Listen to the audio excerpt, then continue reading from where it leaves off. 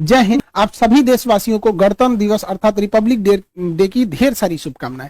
हम ये समझते हैं कि इंडिपेंडेंट डे, संविधान दिवस और रिपब्लिक डे सब में क्या अंतर होता है, इसको थोड़ा बारीकी से समझते हैं। और संविधान को 2 महीने लेट क्यों किया गया, बना के उसे लागू क्यों नहीं किया गया था, 2 महीने बाद क्यों लागू किया गया।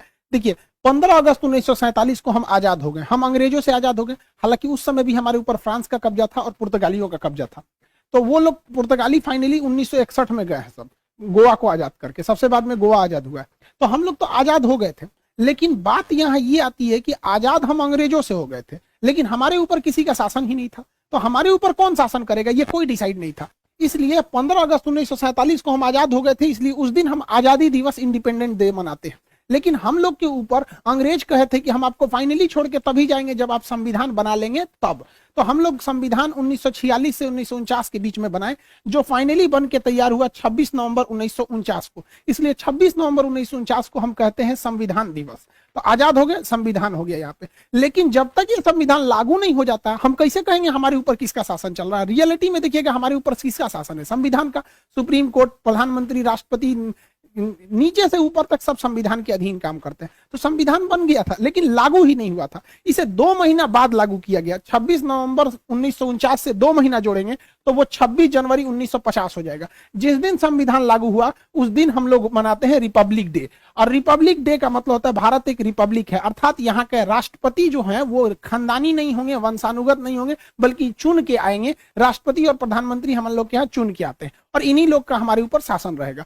इस वजह से जिस दिन हम आजाद हुए उस दिन को हम 15 अगस्त यानी स्वतंत्रता दिवस, इंडिपेंडेंट मनाते हैं। संविधान जिस दिन बनकर तैयार हुआ था कि उसको मनाते हैं 26 नवंबर को संविधान दिवस। लेकिन जिस समय हमारे ऊपर उस संविधान को लागू कर दिया गया, हम लोगों को संविधान के अधीन किया गया, उस दिन को हम मनाते हैं 26 जनवरी के रूप में, रिपब्लिक डे के दिन। यह हम टोटल मैटर ये समझिए कि इसे 2 महीना लेट क्यों किया गया था, ये समझना है। तो अब हम इतिहास में चलते हैं, क्यों इतना लेट हुआ था। एक्चुअली जब द्वितीय विश्व युद्ध चल रहा था तो उस समय इंग्लैंड को बहुत ज्यादा क्षति हुई थी। जर्मनी ने धो दिया था, लंदन पर 15 दिन 15 रात बिना रुके बम गिराया था। तो इंग्लैंड की जनता जो थी युद्ध से पूरी तरह त्रस्त थी। वहां कंजर्वेटिव पार्टी की सरकार थी, विंस्टन चर्चिल प्रधानमंत्री थे। उसी समय विपक्ष में जो थे लेबर पार्टी की थी, जिसके नेता थे क्लीमेंट एटली। तो क्लीमेंट एटली ने कहा था कि अगर हमारी सरकार आएगी तो हम भारत को स्वतंत्र कर देंगे। तो भारतीयों ने भी उनका समर्थन किया था और क्लीमेंट एटली की जब सरकार बनी तो वो भारतीयों को स्वतंत्र करने के पक्ष में आ गए। उन्होंने अपने 3 कैबिनेट मंत्री, आप देखते होंगे भारत में भी कैबिनेट मंत्री होते हैं, जैसे रक्षा क्षेत्र के कैबिनेट मंत्री राजनाथ सिंह है, विदेश मंत्रालय के कैबिनेट मंत्री एस जयशंकर साहब हैं। तो अलग अलग कैबिनेट मंत्री होते हैं। तो उन्होंने अपने 3 कैबिनेट मंत्रियों को भारत भेजा, जिसको 1946 में वो भारत आए थे, जिस वजह से इसे कहा गया कैबिनेट मिशन। अब ये कैबिनेट मिशन जो था इसमें 3 सदस्य थे। एक का नाम था क्रिप्स, अलेक्जेंडर और लॉरेंस। ये ट्रिक याद रखिएगा, एग्जाम में पूछता है। क्रिप्स, अलेक्जेंडर और लॉरेंस, ये 3 सदस्य थे। इसका लीडर कौन था, तो इसका भी ट्रिक है। एल से होता है लीडर, एल से हो जाएगा पैंथिक, लॉरेंस। तो लॉरेंस ही इसका लीडर था। एग्जाम प्रोस्पेक्टिव से इसे याद रखिएगा, डेट और किसमें कितने सदस्य थे।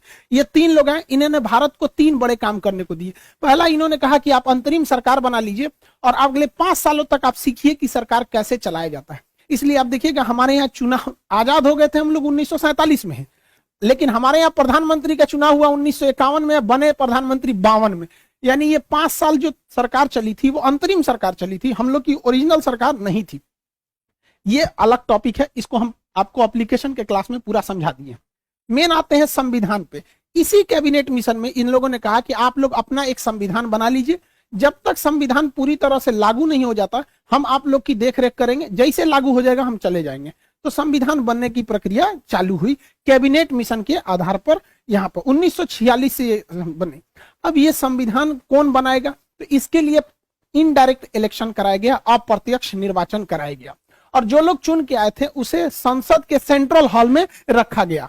आज भी संविधान में आज भी भारतीय संसद में कोई परंपरा होती है, कोई शपथ ग्रहण लेता है या कोई विदेशी मेहमान आता है तो सेंट्रल हॉल में ही उसे बैठाया जाता है। तो सेंट्रल हॉल में बैठ के संविधान को लिखा गया था। संविधान सभा में जो इलेक्शन हुए थे, ये एग्जाम में अक्सर क्वेश्चन पूछता है, ये चुनाव अप्रत्यक्ष रूप से किया गया था। इसमें जब संविधान सभा में चुनाव चल रहा था तो 1946 में संविधान सभा का जो गठन किया गया, उस समय 389 सदस्य थे, क्योंकि उस समय अखंड भारत था, ना बांग्लादेश टूटा हुआ था, यानी पूर्वी पाकिस्तान भी नहीं था और पश्चिमी पाकिस्तान भी नहीं था। टोटल 389 लोग मिलकर संविधान को बना रहे थे। लेकिन अगले ही वर्ष संविधान भारत का विभाजन हो गया, तो जो लोग पंजाब पाकिस्तान से चुन के आए थे वो यहां से चले गए वहां पर, जिसमें सबसे प्रमुख आप लियाकत अली का नाम सुनेंगे। लियाकत अली भारत में मतलब वित्त मंत्री थे, बाद में जाकर उधर पाकिस्तान चले गए। 1947 में जब देश का विभाजन हुआ तो 1947 में देश का विभाजन के बाद केवल 299 सदस्य ही बच गए, ये याद रखिएगा। और यही लोग मिलकर पूरे संविधान को आगे बताते गए। 47 में लिखा गया, कुछ 48 में, 49 में। फाइनली जब संविधान पर हस्ताक्षर करने की बात आई तो 1950 तक, 24 जनवरी 1950 को जब फाइनल हस्ताक्षर हो रहा था तो कई लोगों की देहांत हो चुका था। फाइनली बचे थे लोग 1950 में 284 लोग। तो फाइनली संविधान पर जो 13 किलो का हमारा संविधान है, ओरिजिनल संविधान 13 किलो का है, उस पर जो हस्ताक्षर है वो 284 लोगों का ही है। हालांकि बचे थे इतने लोग, ये लोग तो देहांत से गए थे, जिसमें 15 महिलाएं हैं। तो सोचिए, महिलाओं के हम लोग महत्व को कभी नहीं भूल सकते हैं। संविधान बना कैसे, तो इसके लिए अलग अलग कमेटी बनाई गई और उनकी जिम्मेदारी सौंपी गई कि आपकी ये कमेटी है, आपकी ये जिम्मेदारी रहेगी। राज्यों को कैसे चलाना है, ये राज्य कमेटी है, आप बताइएगा। तो अलग अलग करके ऐसे कुल 13 समितियों को बनाया गया था। 13 कमेटी बनी थी जो सहमति से अपना डिसीजन लेती थी, सर्वसहमति से नहीं होता था। सहमति जिसमें ज्यादातर लोगों की सहमति है, वही डिसीजन को मान लिया जाता था। इस समितियों में सबसे प्रमुख जो समिति थी उसका नाम था प्रारूप समिति, इंग्लिश में कहते हैं ड्राफ्टिंग कमेटी।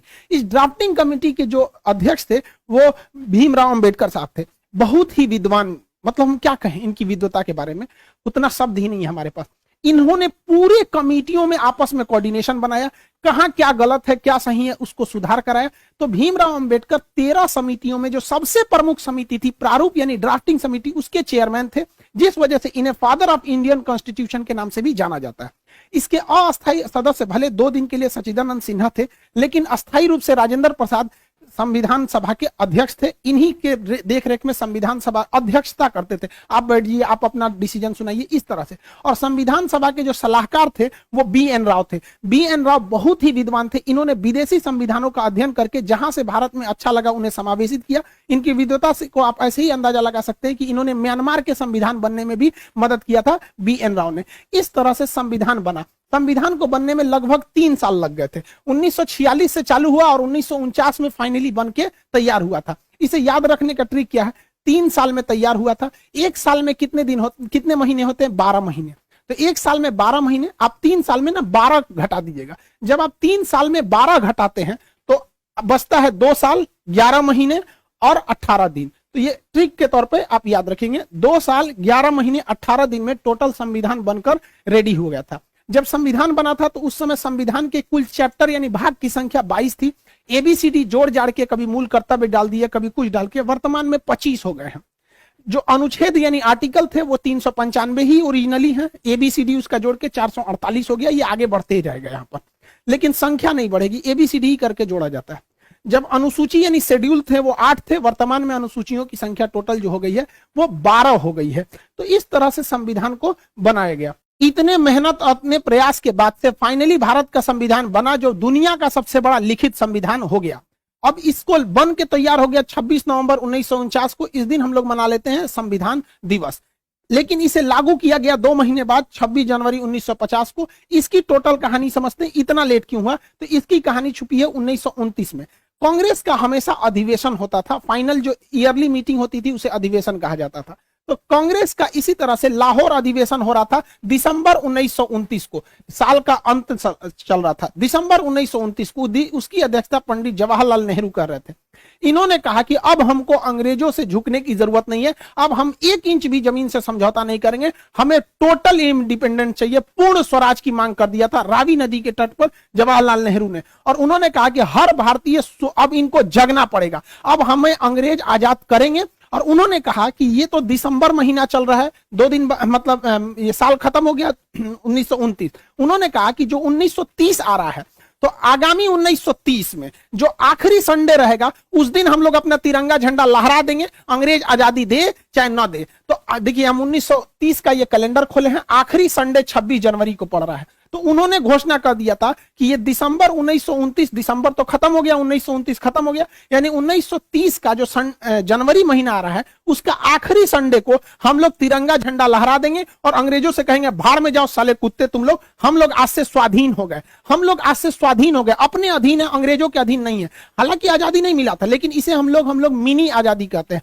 मिनी इंडिपेंडेंट बोला जाता है। 26 जनवरी को हम लोग 1930 में झंडा ठोक दिए और उस दिन से हम लोग मनाने लगे स्वाधीनता दिवस। और जवाहरलाल नेहरू ने कहा था हर वर्ष इसे मनाया जाएगा और अंग्रेजों को मिर्चा लगाया जाएगा, जितने जलेंगे उतने जलाया जाएगा। तो हर साल भारतीय 26 जनवरी को क्या मनाते थे? स्वाधीनता दिवस। वो 1930 से पहला स्वाधीनता दिवस मनाए, 31 में भी बनाए, 32 में भी बनाए, ऐसे लगातार बनाते गए स्वाधीनता दिवस। इवन जब देश आजाद भी हो गया था ना 1947 में, उस वर्ष भी बनाया गया, उसके बाद 48 में भी मनाया गया स्वाधीनता दिवस, और 26 जनवरी 1949 को भी स्वाधीनता दिवस मनाया गया था। लेकिन इसी साल 19, ये तो जनवरी है, इसी साल नवंबर के महीने में संविधान बनकर तैयार हो गया। अब हो गई बड़ी दुविधा। देखिए, स्वतंत्रता दिवस तो अपने जगह पे है कि हमें उस दिन अंग्रेजों से आजादी मिली थी, इसमें कोई दिक्कत नहीं है। लेकिन जब संविधान इसी साल बन के तैयार हुआ 1949 में ही, क्योंकि ये तो पहला महीना है और ये 11वां महीना है, तो हम लोग ने स्वाधीनता दिवस मनाया था कि हम अपने अधीन हैं। लेकिन संविधान बन गया, संविधान कहता है कि आप अपने अधीन नहीं है, आप संविधान के अधीन है। तब तो हो गया कि भैया संविधान अगर इस दिन लागू कर देंगे तब तो बवाल हो जाएगा, क्योंकि हम लोग को ये वाला त्योहार छोड़ना पड़ेगा। और जिस त्योहार को कोई पिछले 20 सालों से मना रहा हो 1930 से, कोई कैसे छोड़ देगा? इससे लोगों का इतिहास जुड़ा था। तो दिमाग लगाया गया, कहा गया कि देखिए, जब किसी के घर बेटी का बियाह होता है ना तो बहुत दुख होता है, लेकिन उसी दिन बेटा का भी बियाह रख देंगे ना तो पतो आने का खुशी हो जाता है, तो थोड़ा कभी खुशी कभी गम वाला हाल हो जाता है। तो संविधान वालों ने देखा कि इस दिन का तो महत्व ही खत्म हो जाएगा, इसलिए दिमाग दिया गया, एक काम करते हैं, 2 महीना का तो बात है, 26 नवंबर 1949 है, एक महीना रुकेंगे तो 26 दिसंबर 1949 आएगा, और एक महीना और रुक जाएंगे तो 26 जनवरी 1950 हो जाएगा। एक काम करते हैं, संविधान को इस दिन बना लिए हैं, लागू नहीं करेंगे, लागू करेंगे 2 महीना बाद 26 जनवरी 1950 को, और ले आके एक दूसरे पे थोप देंगे, बस हो गया। यहां जो स्वाधीनता दिवस मना रहे थे उसके ऊपर चढ़ गया संविधान, और संविधान कह रहा है कि भारत एक लोकतंत्र रहेगा, ये रिपब्लिक रहेगा, यहाँ के राष्ट्रपति का इलेक्शन होगा, कोई वंशानुगत नहीं रहेगा यहाँ पर। तो ये हो गया स्वाधीनता दिवस। तो जानबूझकर इस स्वाधीनता दिवस को बचाने के लिए इसको इसके ऊपर थोप दिया गया, वरना इसका महत्व कम हो जाता है, क्योंकि हम संविधान के अधीन हो जाते। तो ये था टोटल संविधान को बनाने का। तो हम लोग 26 जनवरी आज ही के दिन संविधान को लागू कर लिए, हालांकि बना लिए थे 2 महीना पहले ही। तो हम लोगों ने इसे 2 महीना इसीलिए लेट किए कि हमारा 26 जनवरी यानी स्वाधीनता दिवस बरकरार रहे। इस दिन राजपथ पर परेड होता है, इस दिन ज्यादातर हथियारों को प्रदर्शित किया जाता है, हमारी क्या क्या डिफेंस में है, क्या क्या नए नए आविष्कार है, एक तरह का शक्ति प्रदर्शन कर लीजिए, इस चीज को हम लोग कह सकते हैं शक्ति प्रदर्शन। दुश्मन डरे, देखो हम लोगों ने क्या किया है, मिसाइल, तोप, टैंक सब यहाँ पर दिखाए जाते हैं। और मुख्य अतिथि के तौर पर भी बुलाया जाता है। राष्ट्रपति तो झंडा फहराते ही है, प्रधानमंत्री भी रहते हैं, तीनों सेनाओं के अध्यक्ष भी रहते हैं, और मुख्य अतिथि को भी बुलाया जाता है। ये शुरू से ही परंपरा रही है, चाहे कलाम साहब हमारे राष्ट्रपति रहे हों, चाहे प्रणब मुखर्जी जी रहे हों, या रामनाथ कोविंद साहब रहे हों, हमेशा कोई ना कोई मुख्य अतिथि आता है। इससे क्या होता है कि उस देश से हमारा घनिष्ठता को भी दर्शाता है कि हम जो करीबी देश है उसी को ही मुख्य अतिथि बनाते हैं। इस बार जो मुख्य अतिथि बनाया गया है, बुलाया गया है, बहुत ही सोच समझ के, मतलब एशिया को पूरी तरह बैलेंस करने के लिए। एशिया का ये वाला एरिया कहलाता है सेंट्रल एशिया, ये रूस से टूटे हुए हैं सर। इसमें 5 देश आते हैं, Kazakhstan, Kyrgyzstan, Tajikistan, Turkmenistan, Uzbekistan. इन 5 देशों को, ये जो 5 देश हैं, इनको संयुक्त रूप से बुलाया गया, 5 को चीफ गेस्ट बनाया गया है इंडिया में। इतना महत्वपूर्ण है कि इसके रास्ते हम लोग पूरे यूरोप में जा सकते हैं, क्योंकि ईरान के चाबहार बंदरगाह से हम रेलवे लाइन यहां ले जा सकते हैं और यहां से पूरे यूरोप में एंट्री कर सकते हैं। तो ये सेंट्रल एशिया से हमारा रिलेशन बनाना बहुत जरूरी है। सेंट्रल एशिया इतने महत्वपूर्ण है, ये आप अंदाजा लगाइए। इस्लामिक ऑर्गेनाइजेशन की जो मीटिंग हो रही थी पाकिस्तान में, तो इन लोगों ने उसकी मीटिंग छोड़ के भारत की मीटिंग को अटेंड कर लिया। चाइना इससे इतना डरा हुआ है कि आज 26 जनवरी को ये लोग मुख्य अतिथि के रूप में हैं। चाइना कहा कि आप हमारे पास आइए ना 25 जनवरी को, तो ये कहा सर की कौन सी खिलवाड़ समझे हैं, हम चीफ गेस्ट बने हैं, कैसे एक दिन में वहां चल जाएंगे, यहाँ चल जाएंगे, नहीं आ पाएंगे। तो चीन कहा कि ये तो गड़बड़ बात है, ये तो भारत के फेवर में चल जाएगा, सब गड़बड़ हो गया। कहा कि ठीक है, हम लोग जूम पे मीटिंग कर लेंगे, वर्चुअल मीटिंग। इतना डरा हुआ है। तो बहुत बेहतरीन मतलब फॉरेन पॉलिसी भारत की जा रही है, ये अच्छी बात है हमारा। तो आप ये समझ गए कि हम लोग को आजादी कब मिली थी। आजादी मिली हम लोग को 15 अगस्त 1947 को। देखिए इस दिन देश बना नहीं, इस दिन देश आजाद हुआ। हालांकि कई लोग का 1498 में वास्को डी गामा भारत की खोज नहीं किया था, भारत पहुंचने वाले रास्ते की खोज किया था। भारत का कोई व्यक्ति नहीं बता सकता है कि भारत का प्रारंभ कब से हुआ, कोई नहीं बता सकता है, इसका कोई आरंभ नहीं है। हाँ, पाकिस्तान का जन्म जरूर हुआ था 14 अगस्त 1947 को। इससे पहले पाकिस्तान का कोई इतिहास नहीं है। पाकिस्तान के इतिहास की किताबों में यूरोप का इतिहास पढ़ाया जाता है, क्योंकि इनका अपना तो कोई इतिहास नहीं है। तो पाकिस्तान का इस दिन जन्म हुआ था और हम लोग को इस दिन आजादी मिली थी। तो जन्म और आजादी में अंतर होता है। हमारा जन्म नहीं हुआ। गीता में भगवान श्री कृष्ण ने कहा था कि जिसका जन्म हुआ है उसकी मृत्यु निश्चित है। देखिए हम और आप गलत हो सकते हैं, गीता की बात तो गलत नहीं होगी। चुट्टे का जन्म हुआ है, इसकी मृत्यु निश्चित है, वापस आएगा ये भारत में यहाँ पर, और हम अखंड भारत हो जाएंगे। ये हम लोग की भी कामना है। लेकिन एक और बात संदेश की, देखिए 26 जनवरी के दिन किसी भी तरह का प्रोटेस्ट स्वीकार्य नहीं है। आरा के लड़के, जहानाबाद के लड़के, आप जो प्रोटेस्ट कर रहे हैं 26 जनवरी को, इसको आप लोग को नहीं करना है। जयपुर के भी लोगों से हमारी बात हुई, उन लोग को भी हम समझा रहे हैं भाई 26 जनवरी आज राष्ट्र को समर्पित होना चाहिए, आज कहीं भी प्रोटेस्ट नहीं होना चाहिए। और ये प्रोटेस्ट पूरी तरह से लीडरलेस है। आप पटना के डीएम साहब का भी स्टेटमेंट सुनिए, ये स्टूडेंट से मिलने गए थे वहां।